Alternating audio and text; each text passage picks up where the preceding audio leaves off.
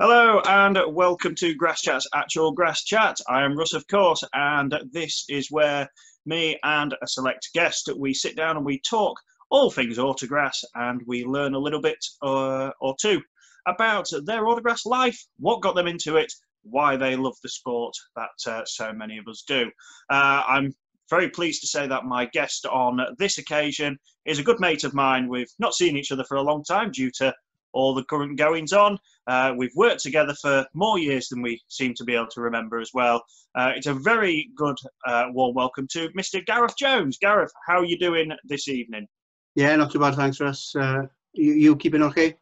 We're doing as good as life is allowing us to be. I hope things have been as good as can be in your part of the world as well. Obviously, restrictions have been a bit tougher in Wales, where you wasn't even allowed to go to the end of your pathway, but now you are allowed to do a bit more. So I hope things have been going okay for you. Yeah, we're slowly catching up with you now. Well, you do tend to be a little behind on some of the things in Wales, but I'm sure it's all been a good reason, and people are able to get out and about, so that's good. So, as we say, you've been in the sport like me. You was pretty much born into it. You're very passionate about it. You've been heavily involved in many forms of what the sport brings. But going right back to the beginning, do you recall any sort of early memories? What actually caught your eye about the sport of autographs? What was it that brought you into it? You know? Going back to when I was, a toddler, I couldn't stand the specials. I was scared of the sound of a special. Really? When I was 2, my dad bought a class 3 for a season, and I remember me and my sister in the escort class 3, and he was revving the ass of it, and my sister was laughing and giggling and enjoying, and I was hating life. I was really scared of it. But Really? yeah. But then things changed then, didn't they? It does. I mean, so really, it could have put you off cars in general, and you could have gone off to find other interests. But somehow you got over that early fear when you was a wee boy. But so do you recall anything else from those times when you started to enjoy it? Do you have any memories of that? Well, we once Dad won the Nationals. Not many people know that, but Dad won the Nationals in Class 6 in 1990, and then he qualified the following year for the Isle of Wight Nationals, and a month before the Nationals, he blew his engine on the Class 6. Yeah. So he then he stood aside and Viv Dance then represented South Wales in that Nationals. And following on from that, he sold the shell, he sold everything, and he was finishing autographs for good. And then he bought a mini rally cross car, and he raced that for a season doing like stage events. And then he did a season in the BTRDA Nova Challenge. And then my grandfather died then, so I'd still go to local, because that's all we had really back then, was we could race every weekend within 20-30 mile of home. So me and Grandad would go, and then he was a lap scorer at the time, and I remember being in the lap scoring unit with him and Gwyn Davis, who was the commentator in Ivy, and Gary Waters and Omar Rogers down in PhD. And even at that time, I was fascinated and writing the numbers down and getting to know it's sad really, getting to know all the names and the numbers and everything. And I would then copy. My grandfather would be in the lap scoring unit, and then we'd have another marshal then on the finish line lap scoring from the inside. So it's then that I kind of got to know more about what it was. So I was always interested in the actual racing, but from a family point of view, we had many years out during the mid-90s that it was only basically me and my granddad going while Dad was doing the rallycross. And then my granddad died, and then Dad went back and he bought Stephen Rogers' Class 8 Special. Okay. And he bought that then in 97, and he raced that for a season and a half, and again he blew Class 8 engine and everything was going to go again. And then a few years went by, and my dad has always said, if you want something of it today, because you might not be here tomorrow. So when my grandmother passed away, it was something that he did, and we bought the chip shop in Carmarthen, which is why Dad's known as Kevin Chips. And then it was a very demanding job, and it was, you know, it was a case of you were living for that job at the time. But for some reason, he got the interest and the bug back, and he bought Neil Corbett's Class 4 Mini. Yeah. And that's when we basically came back into the sport then, and it's more or less been full-time since. So 2004 was the year that we came back fully. Wow. Well, so really then, it's just been, especially from your dad's point of view, it's been like a busy decade as such. So going from a very high point in autographs, like with the nationals and that, there's a great photo, I think, which I believe you've shared or somebody shared it, and I think it was at Withington, I think, 1990. And you're in the car, is it? You and your sister, you're in the car? Yeah, me and my middle sister in the car. Yeah, just after he'd filled a cup with some soft drink. Do you actually remember that day, or were you too young? No, I was only 5 at that point. Yeah. So the photo kind of brings back memories, and we've got a video that was taken by someone on top of a camper somewhere. Yeah. And like when you listen back and watch that race, the commentator, he calls him the Welsh Wizard, and it's all very much about getting the South Wales lot to support the Tivy man, because Mike Tegg had won the Class 5 nationals in PhD 172. And then obviously Terry Brown, you know, he won everything going around that point. So I think that year the league had 3 national champions, and I think Terry won that year as well. So yeah. So I mean, there obviously are some early memories, but you ended up creating some obviously very fond memories, I'm sure, of going to these race meetings with your grandfather, which I'm sure you will obviously hold forever. But there must have been some excitement though when your dad did decide that he was going to have another go at autographs, because you get to basically relive those earlier days, those days you had, but you could. Yeah, it is very much all about family, I think. Dad had basically decided that he was keen on getting back. We bought a camper. Well, Dad had bought a camper, and the first outing was the North of England Bass in 2000, and it must have been 2003 or 2004.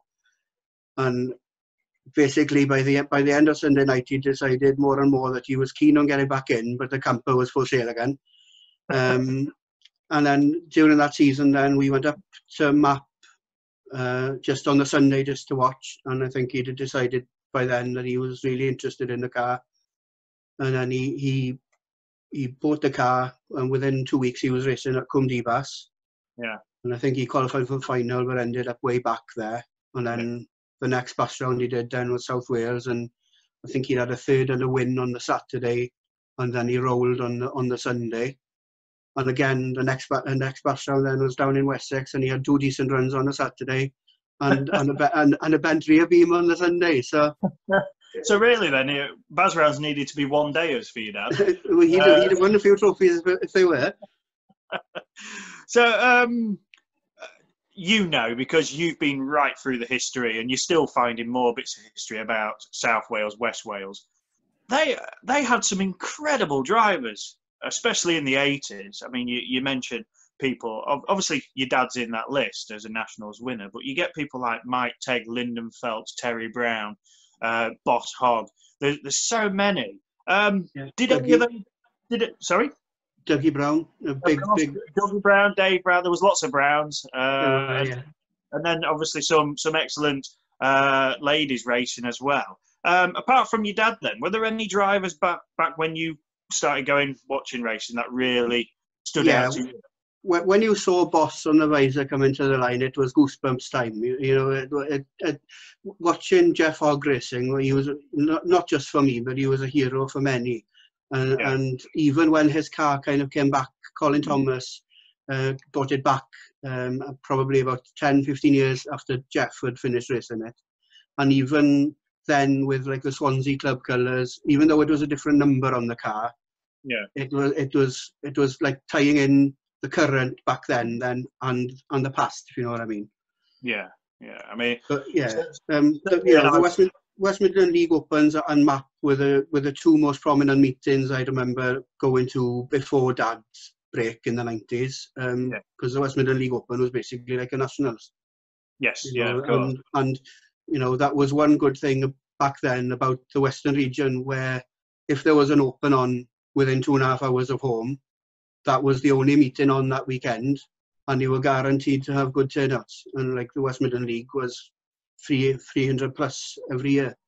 Yeah, yeah. So I mean that was a good thing. I mean you could guarantee that there was the occasions back then. You would get these real top drivers from the West Midland region coming to challenge you guys in Southwest Wales, and then you would repay the compliment and go back to like the West Midland Open. And yeah, there was some fantastic racing, and if it's always a joy to watch that sort of thing back, especially those people who we count as heroes of our sport.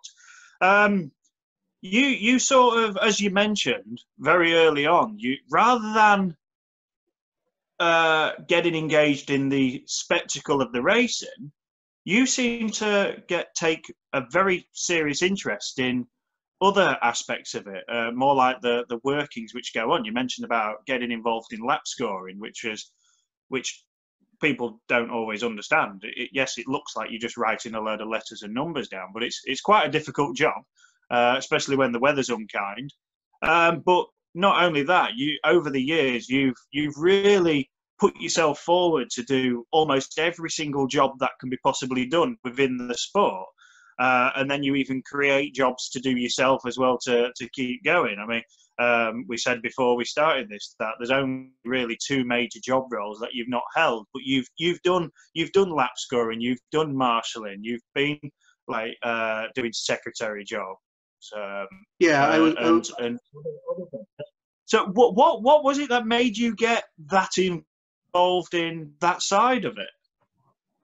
I guess it was because I got into a race car. I bought a Class 2 in 2007 for 300 quid, which was a Volkswagen Polo. And we painted it by brush and called her Lucy and went racing, and I was rubbish at racing.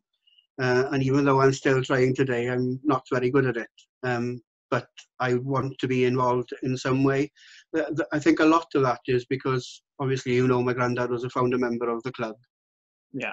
Then there's part of me that's thinking, whatever I do is for the good of the club, and that's got to be a good thing, you know, for not just them, not just for him, but for everyone that's put any amount of time or work into building a club since year dot. Carrying on that work is very, very important to me. Yeah.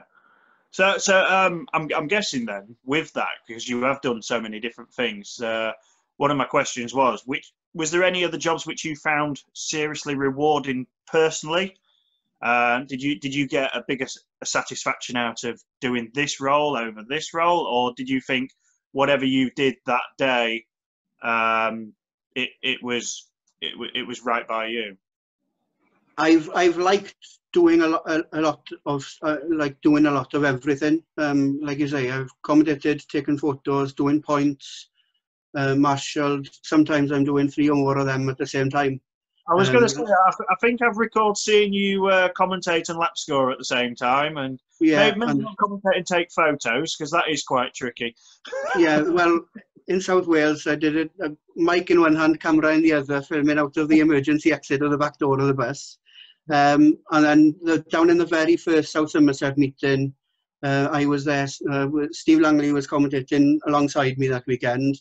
And that weekend, when it was my turn to commentate, I was commentating, doing the points, lap scoring as well. So, jack of all trades, master of none, I'm afraid. No.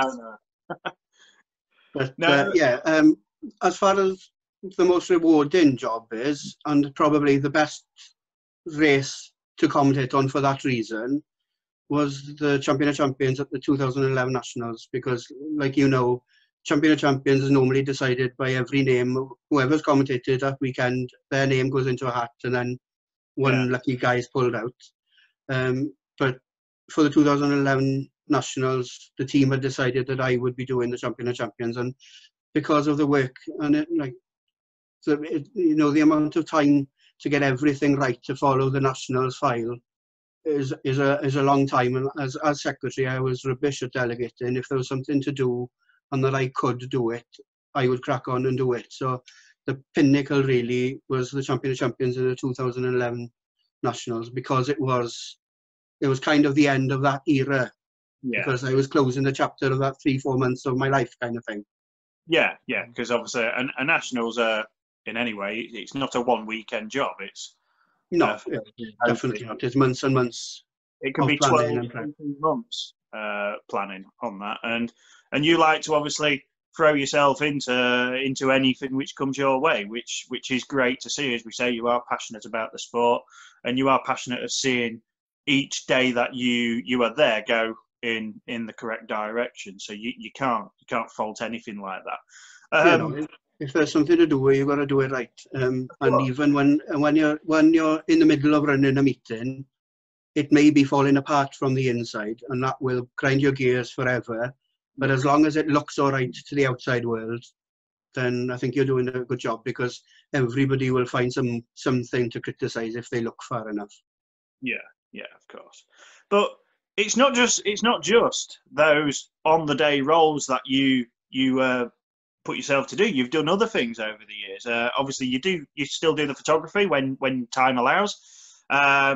But you even put yourself forward to give yourself other jobs to do. You've had your own website. You was doing graphics as well, sign writing graphics. You provided some for my first class 9, which was 11 years ago now, which is a fair while. But I don't think you don't do the graphics anymore, though, do you know? But it's something that you had a go at doing, and you did a bit with. Were there any other additional jobs, aspects that you put yourself to do?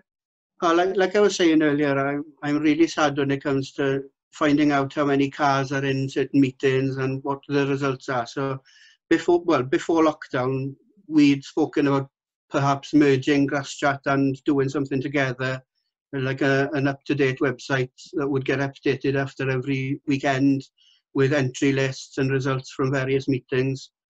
From around the country, and that's something that I'm still interested in. I mean, all the signing on sheets get sent to Barbara after a race meeting, and it's kind of like hidden from the rest of the world, isn't it? And then you get the allocations, and then you get the database of how many cars each league has and stuff like that. And I'm really interested. It might be just because I'm nosy, but I like knowing who's beaten who, and especially at the start of the season where you've got more leagues racing against each other because it's pre-qualifiers.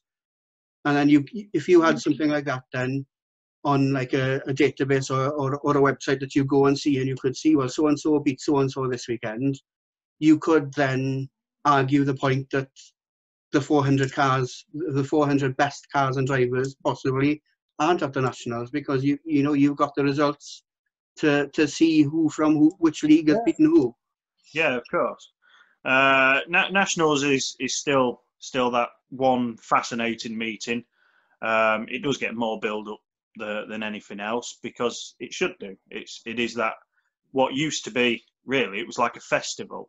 You watch those Nationals from the late 80s, early 90s, they'd have everything. They would have marching bands, parades, all sorts.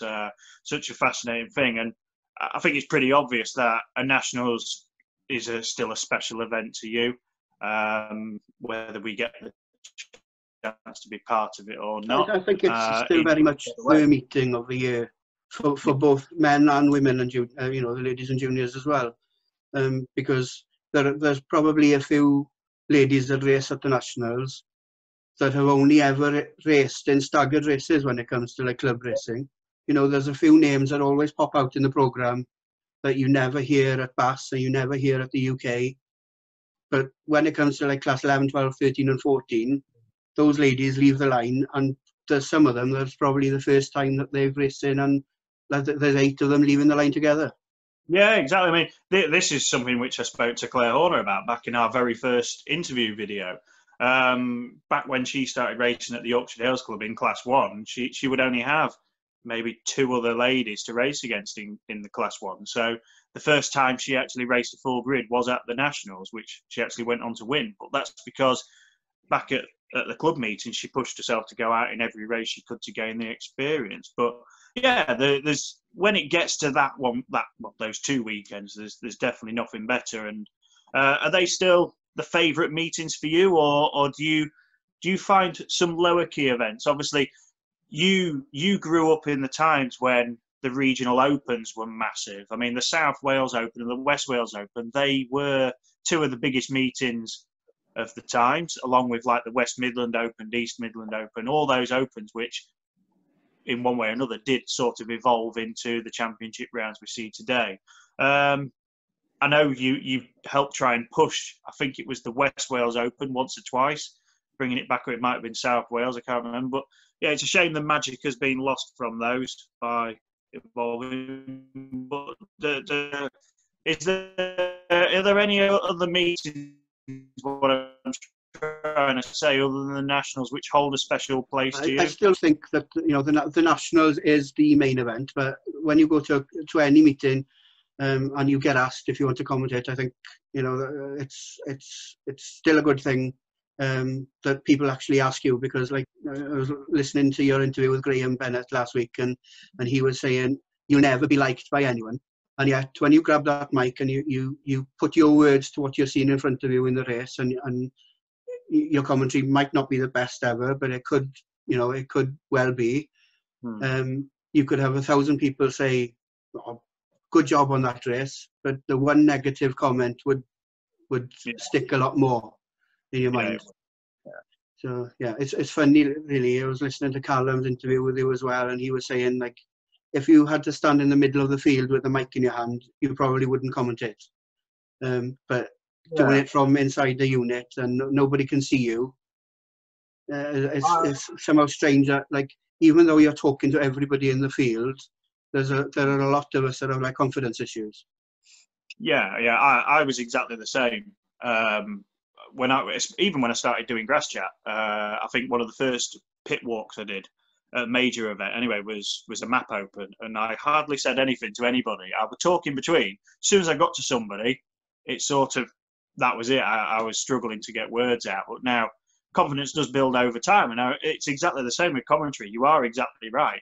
For some reason, there is that security of being in that little commentary box. It don't matter if it's got no roof on it, but if you have a couple of walls and a window, you do seem to have that confidence. But just going back to the question before, as we say, are there any other race meetings which stand out fondly to you, like as a favourite year on year? I know you love going to the Map Open because that's our first time we usually get together for a chat, and it's normally a big laugh. Are there any other meetings favourites of yours? Like you say, I grew up at the time when the Western Region Opens were big meetings, and when we came back into the sport, I was quite vocal and critical of how the BAS had killed the Opens. It had spoilt club racing, and then since like making reports on the UK meetings that I was partly involved in, to me now racing at club level doesn't really appeal to me. Like, we were going to have a year out this year regardless of COVID, but the only meetings that I would have been looking forward to race at were the 5 UK meetings. So even though I kind of was vocal and critical of the big meetings 10 years ago, it's come to the point now where they're the race meetings that I like to go to, and it's more than just the 9 laps in the car. It's the whole weekend. It's getting away from home. It's just joy in the beer tent, isn't it? Well, of course, we all enjoy that side of it, but autographs is a great release, isn't it, from your other thoughts and goings on in life, and that's what I think we're all missing. It's not just so much about getting on track. We are missing that release of getting together, sharing racing experiences, what's been going on, just a general catch up and a talk and a laugh. And yeah, I think you and me are pretty similar in the way that, like, and I don't mean this disrespectfully, but like in everyday life, we haven't got a massive group of friends that like we would socialise with every weekend. But when we go racing, it's a totally different world, isn't it? It's like you know everybody on that field kind of thing. And even if you haven't spoken for 3-4 months over the winter, it's almost like you're just falling back into the role of being everybody's friend kind of thing, if that makes sense. Yeah. But no, I think overall what we're saying is we just can't wait to actually get back in a field and just do what we enjoy as a group again. That's what we want. And it's a steady process, but we will get there. Unfortunately for many, it won't be until next year. So just skipping quite a way back, you had a go at racing in a number of classes. You say you had a go in a class 2, the class 4, which your dad bought. I think you were saying you did have a little go in it. That was the very first race that I took part in, was in that class 4 down in a South Somerset meeting at the start of the 2005 season, and Mark Hoppe was in class 4 at the time, so it was just me and Mark's dad and Mark racing against each other. And yeah, racing on grass, so it was a learning curve. Yeah, but you also had a go in the class 9, which was supposed to be yours, but your dad actually at times couldn't keep out of the seat. And no, let's correct something now. The class 9 is mine, but it's powered by my father. But I know you have unfortunately said that you've not. Yes, you don't classify that you've had any success in the car. But have you enjoyed having a go in them? Have you enjoyed having a go at it?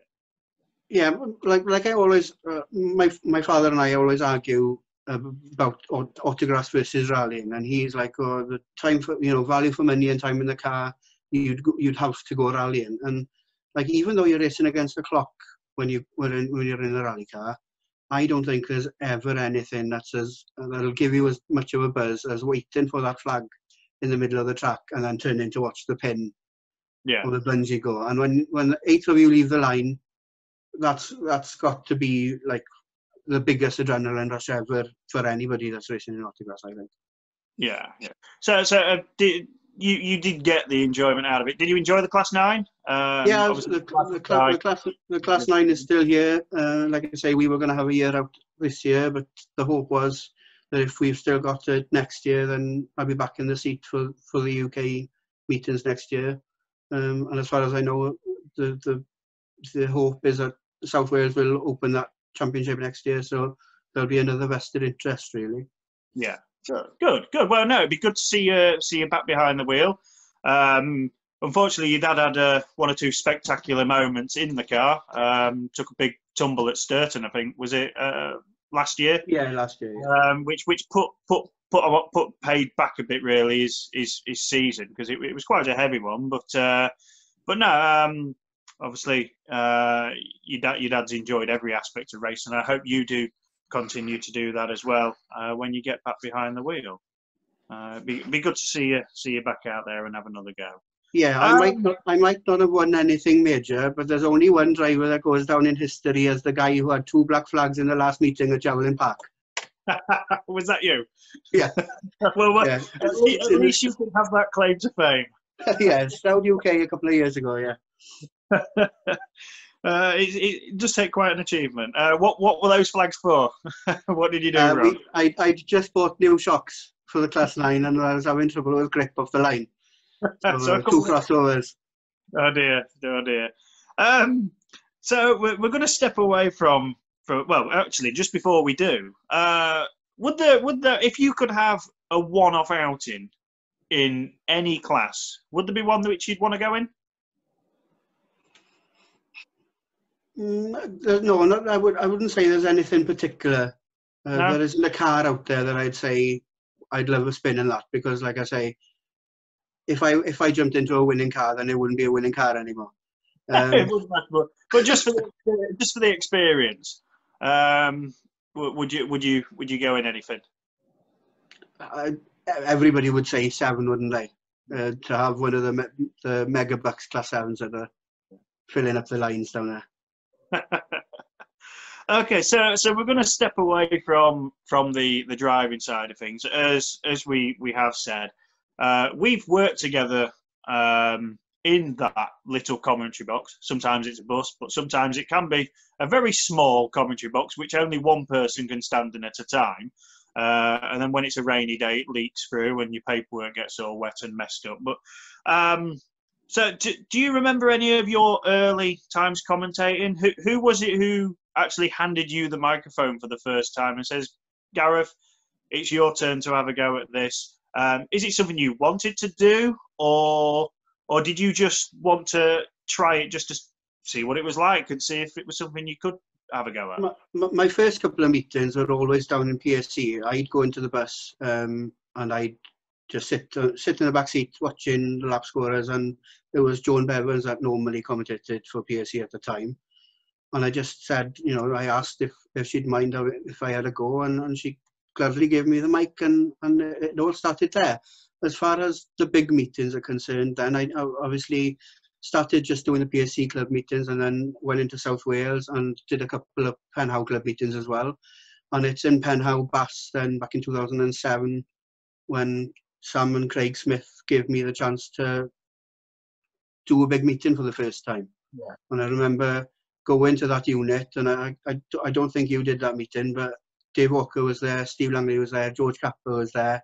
I did my stint. Nobody understood me. George Capper just said, "You got to slow down a bit," and then it went on from there. And it's forged great friendships, really. It has. But I suppose when you went into that commentary box, it was almost like being in front of royalty, because that's what those voices of autographs was. Yeah. Everybody knew Steve Langley. Everybody knew Dave Walker. Everybody knew George Capper. But then it's like, here's this little boy from Wales. Good luck understanding what he says, and then you go and do it. You must have been quite nervous stepping up after those guys had done their stint. Yeah, and even today, I think when you're handed the mic for the first time at any event, I think if when you start seeing the cars coming to the line and you've got to flick that switch on and open the meeting, it does still give you a lot of nerves, and you still get butterflies in the stomach today, really.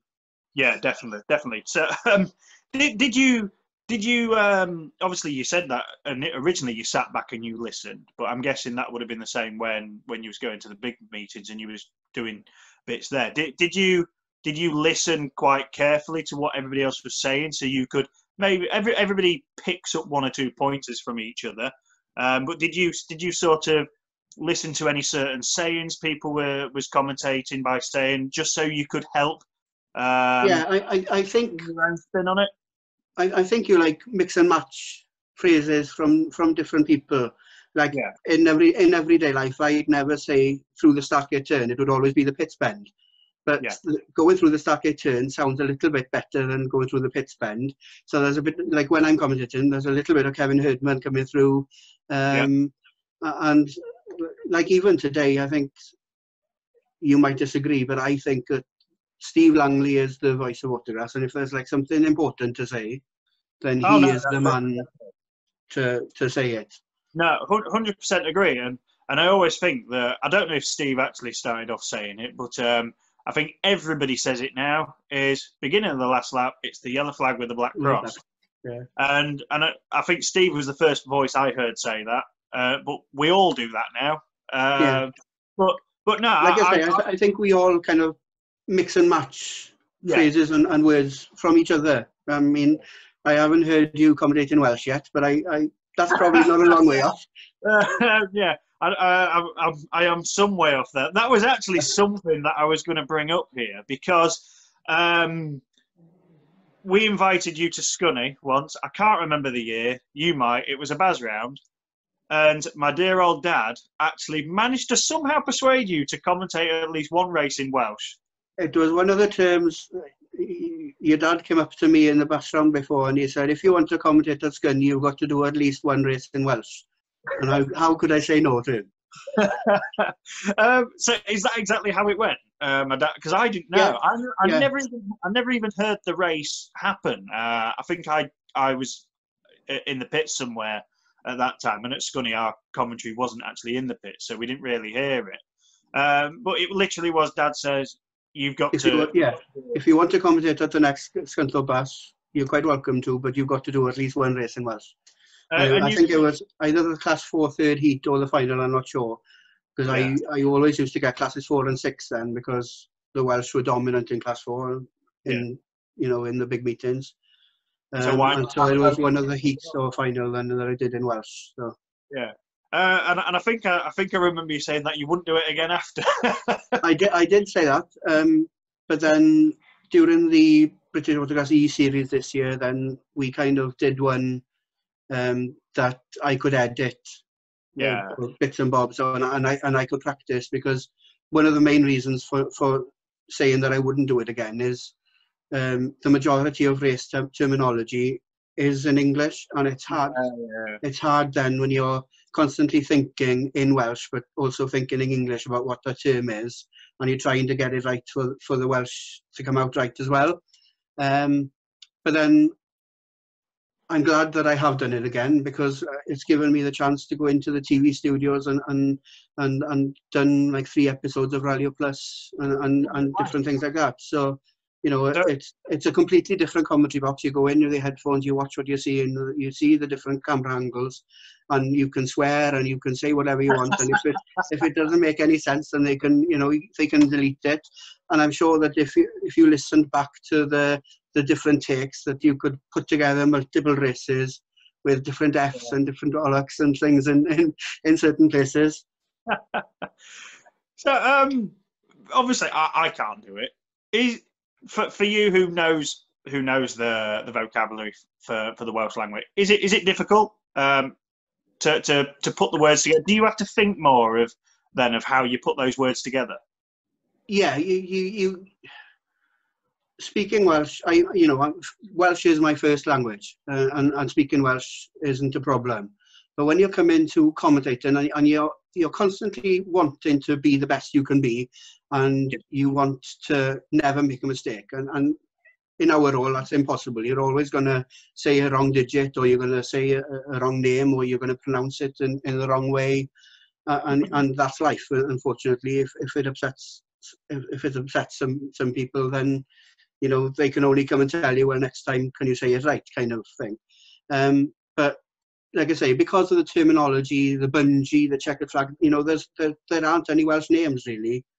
Checkered is sgwariog, and when you say Yfanner Sgwariog, it wouldn't mean anything to anybody. It would literally mean a squarey flag.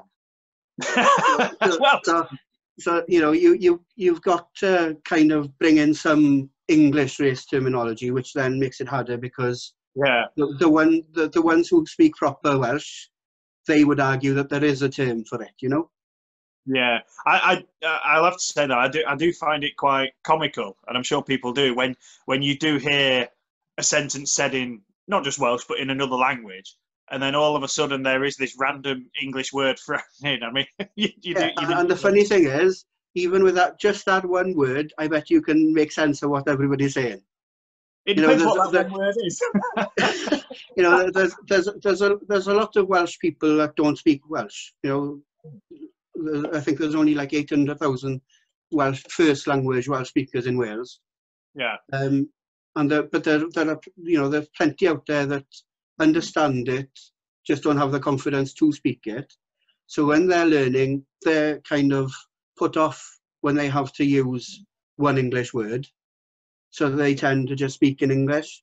Whereas, it's the same as any language really. When you're a kid, you're like a sponge, you can absorb anything.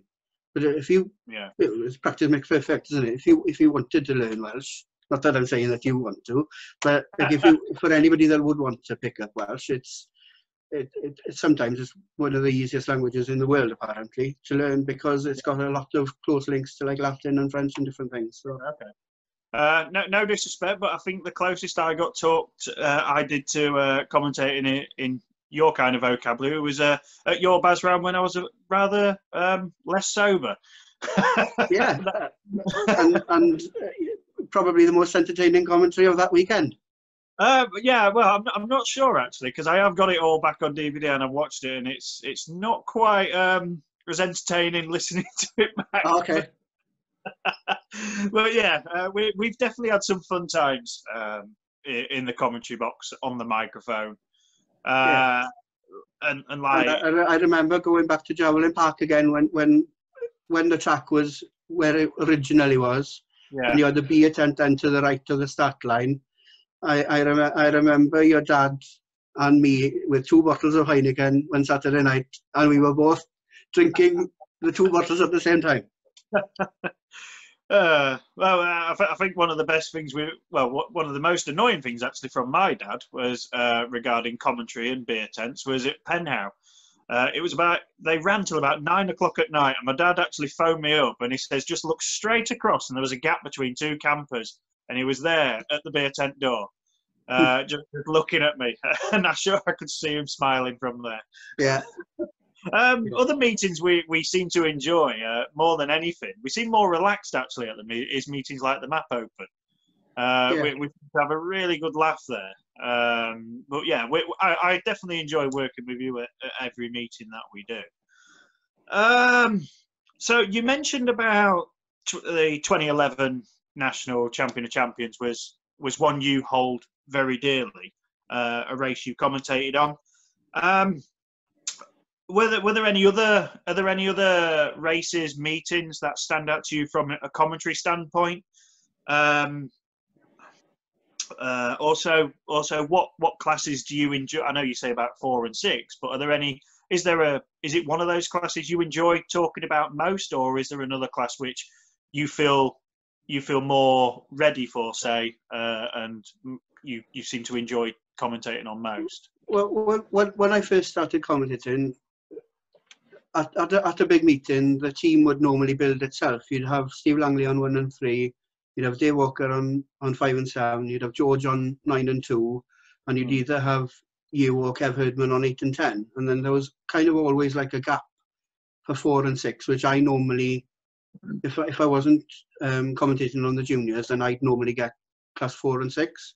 And like I say, because cars from South and West Wales were always doing well in class 4, it wasn't a problem. But I enjoy commentating on every race and every class. I don't have, I wouldn't say I have a favourite class to commentate on.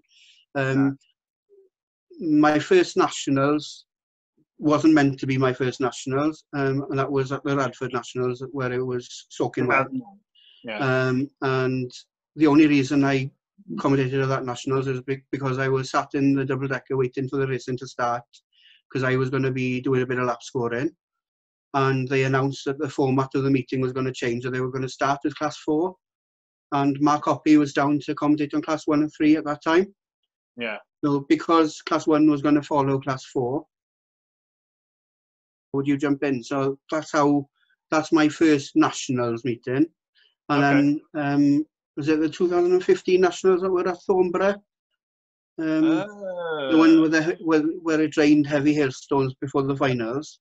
2012, I think that was. All right, I'm a long way out then.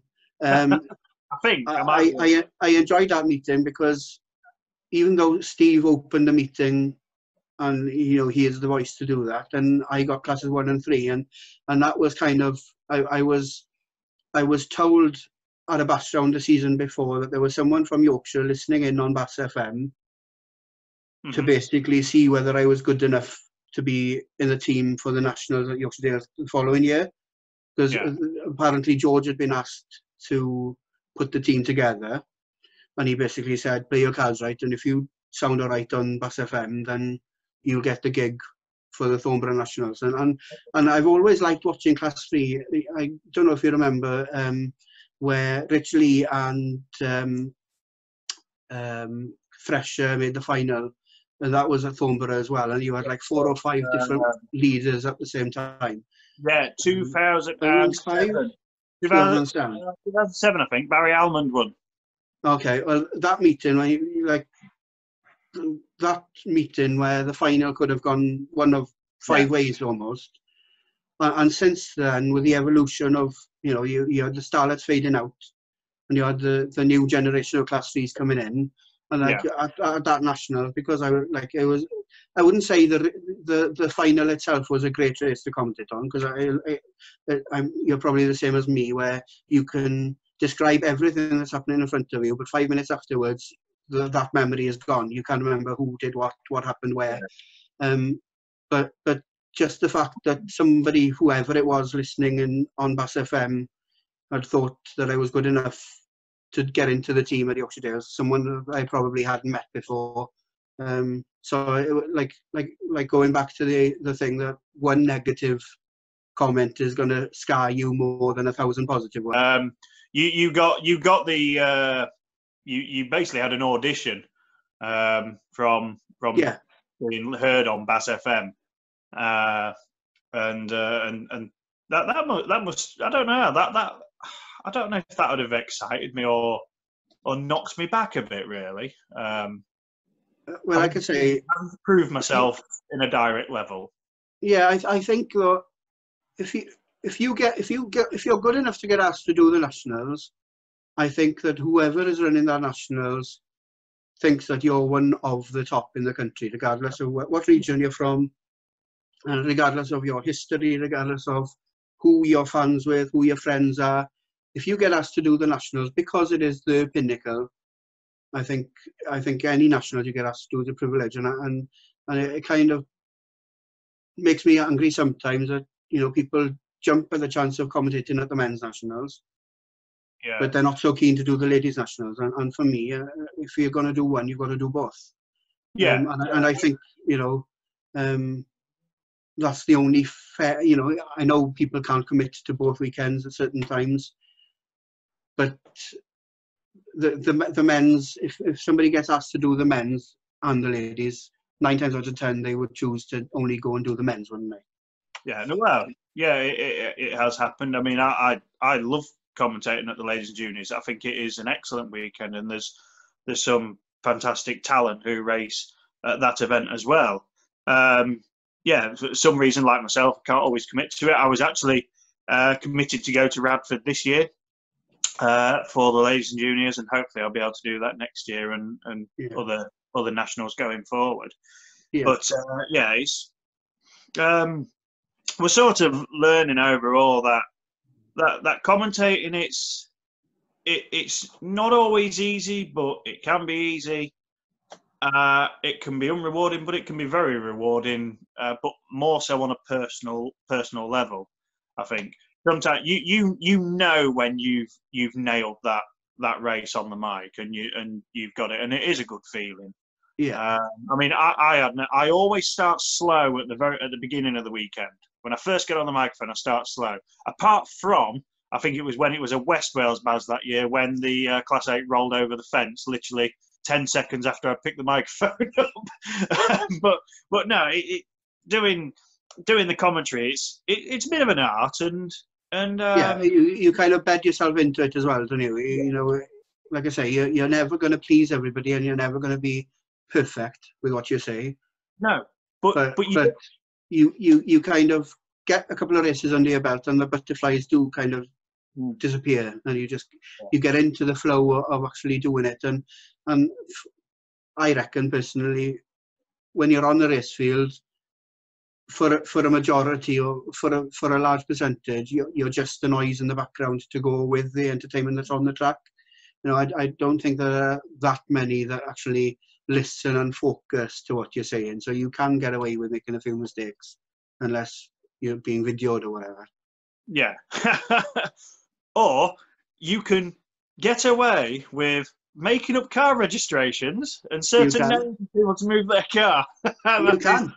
And that was, I think that's going back to Penhow. I think that's going back to the first one I did. It is. The funny thing is, he moved his car straight away, good old Alan. Yes, he did. There's definitely been so many enjoyable times in the commentary box, on the microphone, and I think if you can bring something to the crowd, there is a good feeling at the end of that. So going on another side of commentary, you ended up part of something which wasn't originally meant to happen this year because of all the goings on. there ended up being, well, e-series, video gaming has gone massive in this time. Yeah. PlayStations had sold out like hell. But there was lots of online championships going on. And then all of a sudden, there was a Class 8 championship, the British Autograss E-Series, which electronic series. How did you find doing that compared to obviously the regular commentating that we do? Did you find it more difficult? Did you find it seemed as natural as what we do on the real field? I think as far as being natural is concerned, it was like exactly the same as commentating at an ordinary meeting. Because of the way that the series worked, there was a lot more downtime between the races. And you know as well as I do, at a big meeting, if there's a lot of downtime or if somebody gets hurt, you just switch off the mic and you just let the music go on the internet to everybody that's listening at home. And it's just dead air, basically, when you're at the track. But with this, because people were listening and you couldn't just switch off the mic. So sometimes you'd have a period of maybe 4 or 5 minutes between races. And if you didn't have an interview lined up then for that time, it was hard to fill that 4 or 5 minutes, because you only had Class 8 to talk about. You only had 32 drivers that you could actually talk about, because it was pointless about, it would have sounded really stupid then to talk about other people and other classes. So as far as watching the screen, it was basically exactly the same as when I did the Rally Plus stuff, and commentary in real life, where you're describing what you're seeing. So you enjoyed doing that then? Obviously, the problem you had, obviously, when you had that downtime, it's not like at a regular meeting where a lot has happened that day and a lot has happened up through the year up to that point. We've had nothing happen. No. So you couldn't say anything. Obviously, when you got to later rounds on the E-Series, you could sort of reflect back to early rounds. Such and such had done that had 2 wins and a whatever, but just missed out on the final, or like knocked out the semi-finals, and then could they bounce back? You had a little bit to go after that, but round 1 must have been fairly tricky to try and keep some interest going. Yeah, but then I think saying that, like on reflection, looking back, because round 1 was the first round and nobody'd ever done anything like this before, and I think round 1 was the meeting that got viewed the most throughout the first 4 anyway. I'm pretty sure of it. But it was a case of all that we were seeing when the stream was going live was exactly the same as people listening at home were seeing. It was just the BAS logo on a screen. We didn't have any knowledge of how long it would be before the screens would transition and that we would be ready to go to race. I mean, I don't really understand how Discord works, but myself and Jason as the commentators, we were in like one group chat. Yeah. All the drivers were in another group chat that apparently got very heated at different times, and the marshals were in a different group chat. And apparently there were a few that could intermingle and go in to different group chats so that they know, we're 90 seconds off, or we're 3 minutes off. And you'd have Dan and Jill who were doing the points at the time. We normally have an interview slotted in to fill the times where the new grids would be needed, because obviously the heats had been pre-drawn earlier on in the week. So whatever the tech heads needed to do to make that work was already in place by the time we started. But then as we got the 16 qualifiers for the 2 semis, and obviously then the top 4 from each, I think Dan had to program each car to a grid, and obviously he'd have to do that while in motion. It wasn't a case that it was pre-recorded and edited. It was, it was going out as live. It was streamed, and yeah, I did enjoy it.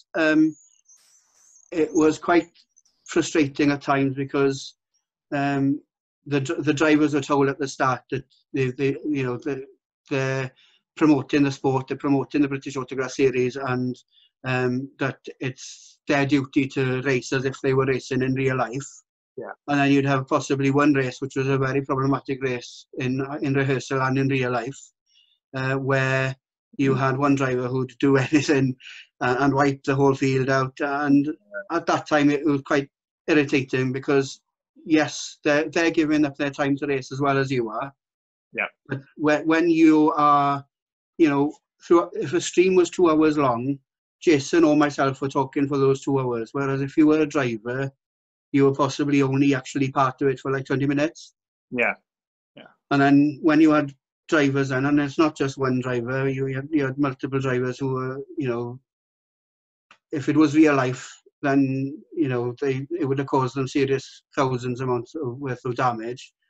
And yeah, it's all a laugh and a joke when it does go out in the real world. But when you're there and you're trying to do good with the position that you're in, kind of thing, it was hard sometimes to like basically tell Dan Thomas KP PhD 47 to grow up a bit, you know, because you know it was like, and he wasn't the only one, but and don't get me wrong, he was probably far more entertaining to the crowd than we were.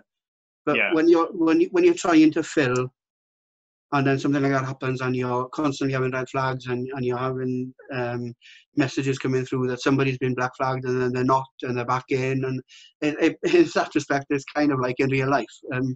The only, you know, like I say, when the stream was like 2.5 hours long, it was being filled by either myself or Jason for that duration, and then for somebody then to make it even a longer process and having to make you talk rubbish basically. That was kind of irritating. Yeah.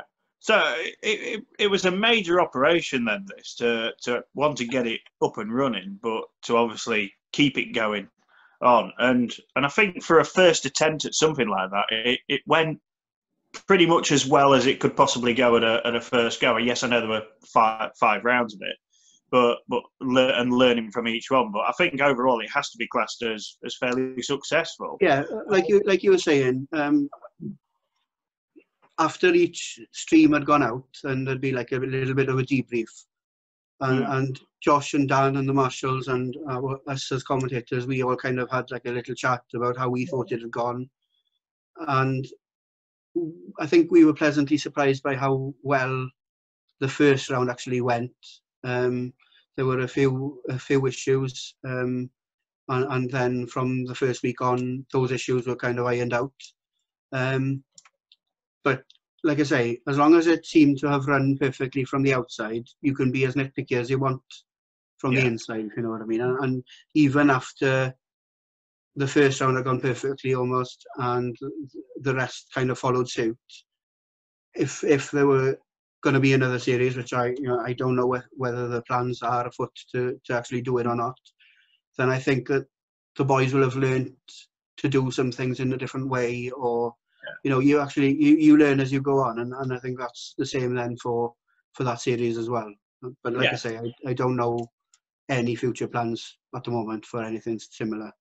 No, but I suppose going forward, you learn from it the same in everyday life. Like you run a race meeting, and if something didn't go right, you make sure it goes better the next time. And even if something does go right, you always look at it and think that there could be a way to perfect that and go forward. It'd be good to see it happen again. Maybe now that there are going to be some events happening for real, it could be something that happens over the winter period. So yeah, and even if it's like a one-off event or something around the Christmas New Year period, that we can kind of all kind of just get together and like we going back to earlier, we kind of, there's one community when it comes to autographs, which you know, being part of the All Stars years ago actually cemented that in me really, because that was something that totally blew us away at that time.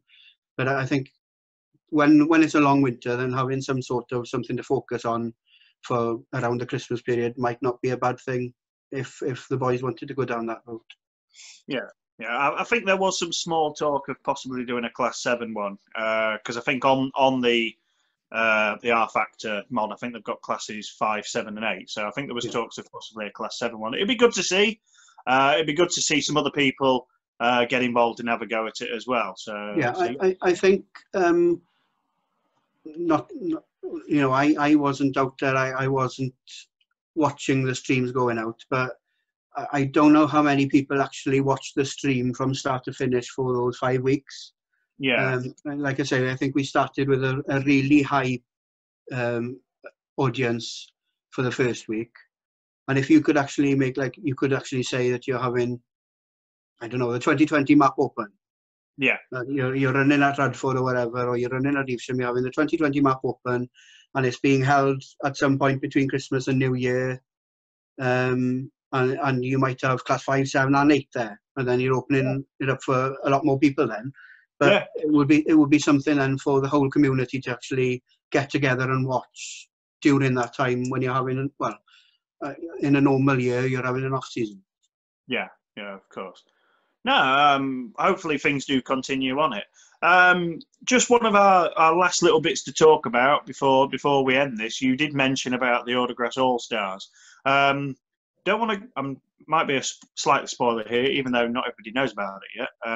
But you got involved with Autograss All-Stars. We may have a separate little chat about that one day with yourself and a couple of others. But that was a massive, massive thing which happened.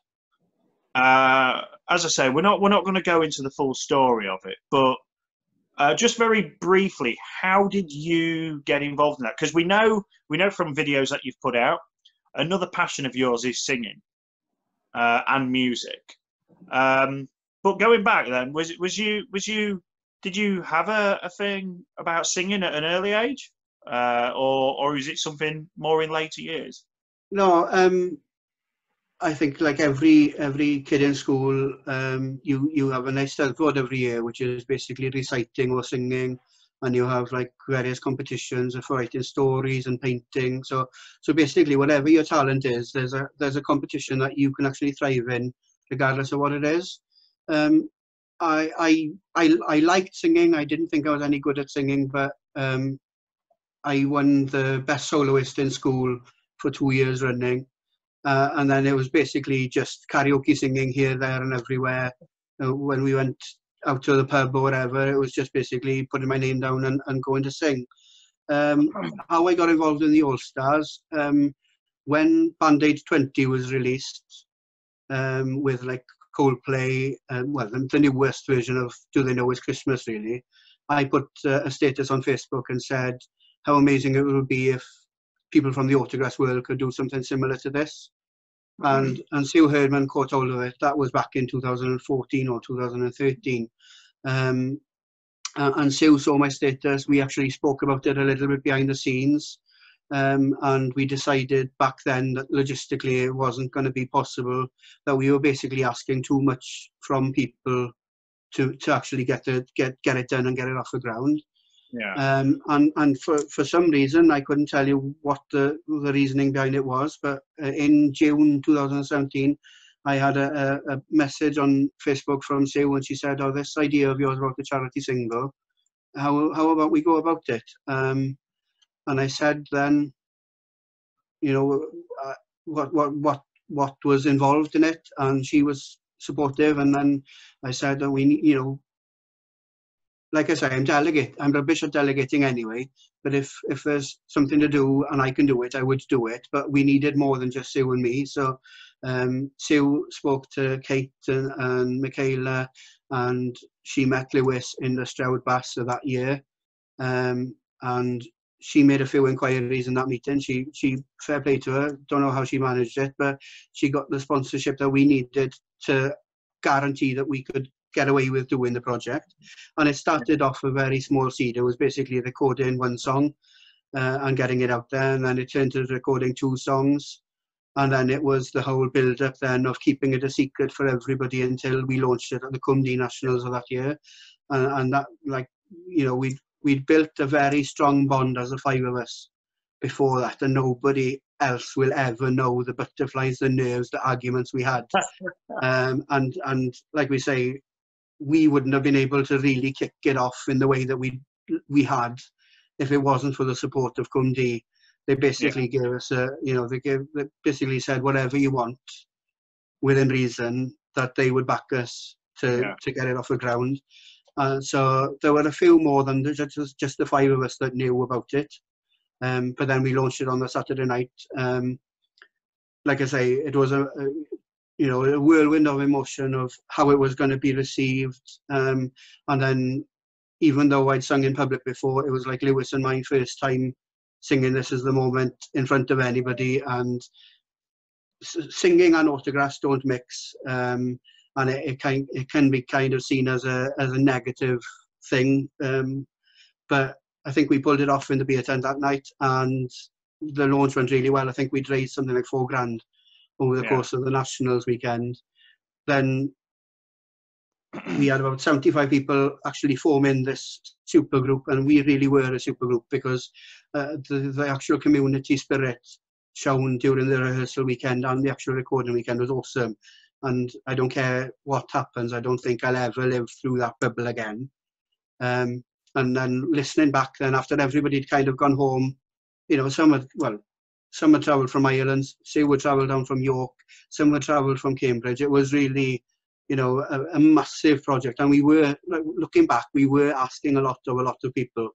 And we were in the studio then, Lewis, myself and Awenna, who had recorded the female voice for the choir to practice from.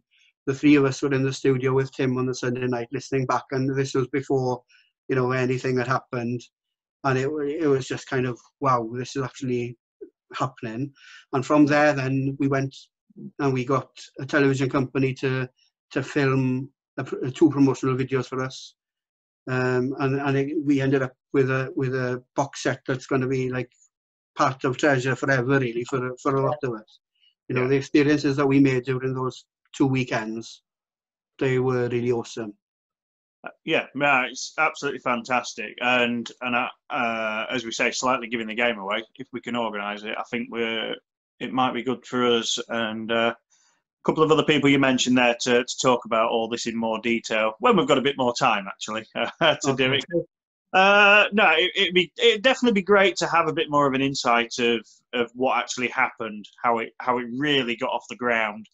And just the thoughts, the feelings, the emotions of how something like that, which started out so unexpected, hit the heights that it managed to do. Because we'd always planned for it to be out in the public for Christmas, and behind the scenes we were rushing around like headless chickens to get it done. My bedroom had turned into a conveyor belt like a factory, because I was here, Michaela was here, Lewis was here, my parents was here, Annette Brown was here. We all had a job to put together these box sets. And it really was like a factory, really, to get it done. We got them out in time for Christmas for the majority of the people who had pre-ordered it. And then we actually released it on iTunes in February. And I know it might not sound like a massive achievement, but for our 3 songs to be within the top 100 selling songs in the UK for 3 days in February without any A&R or any massive promotional team behind us, I think we did a bloody good job to actually get there. And you were seeing Autographs All-Stars alongside the likes of Take That, Ed Sheeran, Eminem, different artists.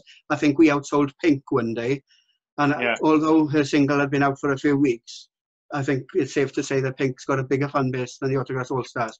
And from then it was because we were putting the name of the sport out there, and it was all about promoting the sport, really. Even though we were recording these 2 songs, it was kind of wanting to create a legacy for, like you were saying earlier, about the legends that we grew up watching racing. Well, obviously they had people before them who are no longer with us, unfortunately, and like on that tribute DVD, my granddad is one of them. And it's basically following on from this, I would say success, but heavily reliable on the autographs world.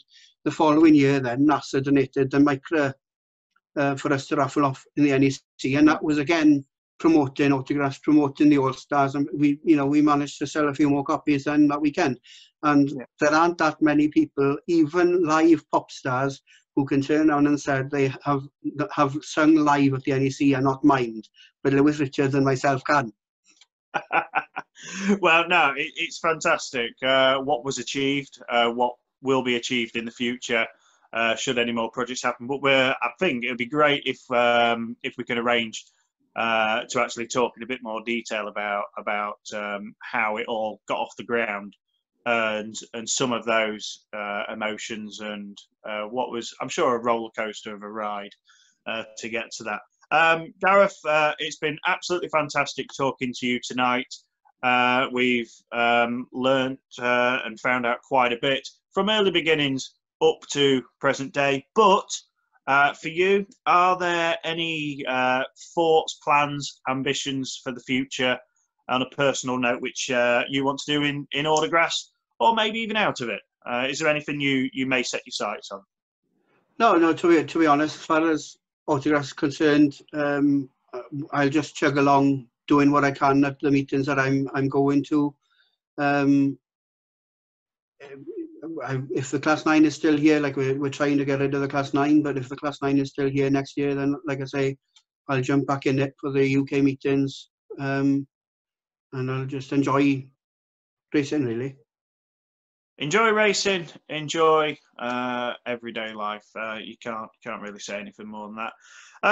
Before we wrap this up then, Gareth, is there anything you want to say to anybody out there who may watch this? Any little message, any words, any word of thanks, any hellos, anything you would like to say? It's basically the same as every other interviewee that you've asked. I personally think you're doing a grand job with Grasschat. And there aren't that many people, I don't think, that would give up as much of their free time because basically, like you said, it's all thankless. And yeah, you might get a few nice comments on Facebook, but you know, there's no other reward really for you. So yeah, I think you're hats off to you. You're doing a grand job with Grasschat, and long may that continue. And like I said earlier, maybe when racing gets back to normal, maybe we can sort some sort of online website or something out that can be updated every week with news and results and points and entry lists and stuff. Yeah, definitely. We look forward to doing what we can, but it'd be nice for something to happen for us to write about. Yeah. Now, absolutely pleasure talking to you tonight, Gareth. You probably noticed that it was actually daylight when we started. This is now dark. That means we've had another enjoyable chat. This has been a good mate of mine, Gareth Jones, fellow commentator, fellow man who is passionate about the sport that we do. It's been an absolute pleasure, as I keep saying. Just thank you so much. I am Russ from Grasschat. That is our next Grasschat, actual Grasschat. Hope you enjoy it. Thanks, everybody, and we'll see you. And Gareth, we'll see you soon. Yeah, thanks, Russ.